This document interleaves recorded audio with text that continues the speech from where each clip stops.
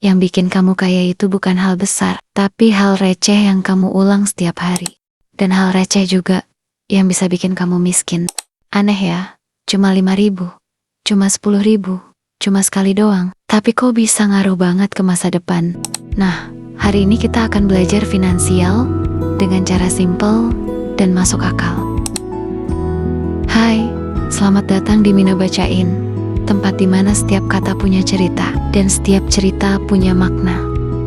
Di sini, aku bakal bacain kisah, kutipan, dan refleksi yang mungkin bisa nyentuh sisi tenang dalam dirimu.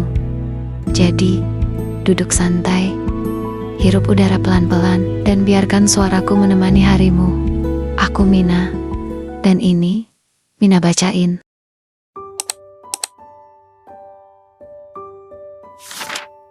Bagian 1. Kenapa hal kecil justru menentukan? Karena hidup itu bukan ditentukan oleh momen besar, tapi oleh kebiasaan kecil yang kamu ulang terus-terusan. Contoh, jajan 5.000 tiap hari, kopi 18.000, snack 8.000, ongkir 10.000, top up game 5.000. Sekali, gak kerasa. Sebulan, sudah ratusan ribu. Nah, setahun jadi jutaan. Analoginya kayak tetesan air yang jatuh ke batu. Setetes gak ngaruh, tapi kalau 365 hari, batu bisa berlubang. Bagian 2. Receh yang bikin kamu kering tanpa kamu sadari. Masalahnya bukan jumlah kecilnya, tapi frekuensinya yang tinggi. Ini musuh keuangan paling licik, karena dia gak terlihat. Dan kamu gak sadar kalau pengeluaran kamu bukan lagi kebetulan, tapi kebiasaan. Contoh real di lapangan, orang yang bilang, cuma 10.000 kok, tapi tiap mampir minimarket beli sesuatu, beli kopi karena katanya butuh mood. Pesan GoFood tiap saat, bukan karena lapar, cuman pengen aja. Kelihatan receh, tapi kalau dikumpulin, bisa diinvestasi, bisa jadi dana darurat, atau tabungan setahun.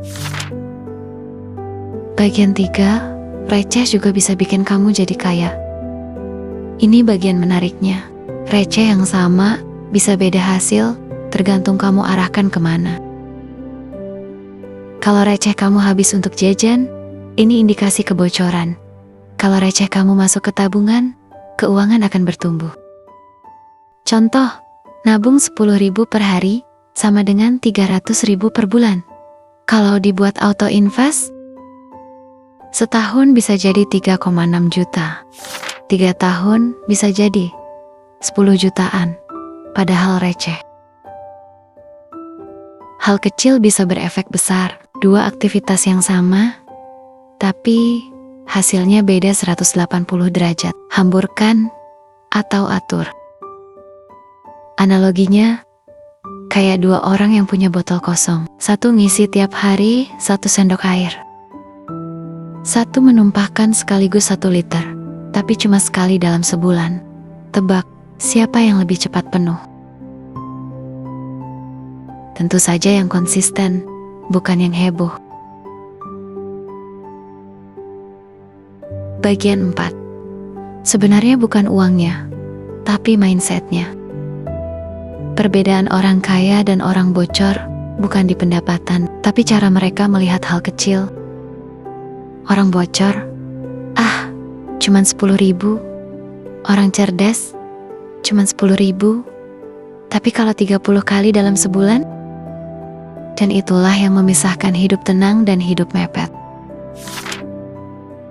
Bagian 5, tips ubah receh jadi amunisi keuangan. 1. Tentukan limit jajan harian, bikin batas. Contoh, maksimal 20.000 per hari buat jajan. 2. Terapkan rule. Setiap jajan receh harus nabung receh juga. Beli snack 7.000, harus nabung 7.000. Ini bikin kamu sadar. Mau jajan, siap nabung. 3. Buat autosave kecil, set 5.000 per hari.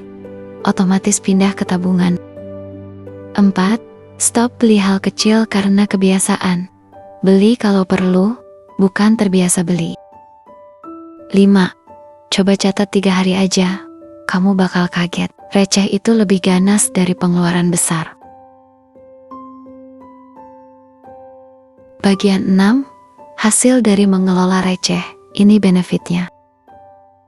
1. Uang kamu terasa lebih panjang. 2. Kamu bisa nabung tanpa nunggu sisa.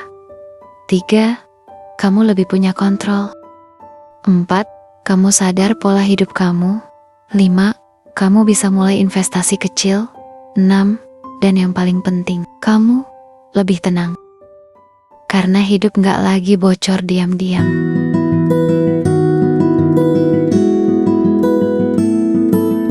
Receh itu hal kecil, tapi hidupmu bukan soal hal besar doang. Hidupmu terbentuk dari kebiasaan kecil yang kamu lakuin tanpa sadar. Jadi hati-hati sama 5.000 hari ini, karena dia bisa jadi racun. Atau bisa jadi pondasi kekayaan kamu. Kamu yang pilih arahnya. Oh iya, kalau video ini membuka pikiran kamu, dan kamu pengen dukung aku biar bisa terus bikin konten edukasi kayak gini, kamu boleh banget kok traktir aku minuman lewat link di deskripsi. Santai aja, gak wajib kok, tapi satu dukungan dari kamu bisa jadi satu konten baru, bantu orang lain juga bisa berkembang. Kamu mau Mina bahas apa lagi? Komen di bawah ya, aku pamit dulu, bye-bye.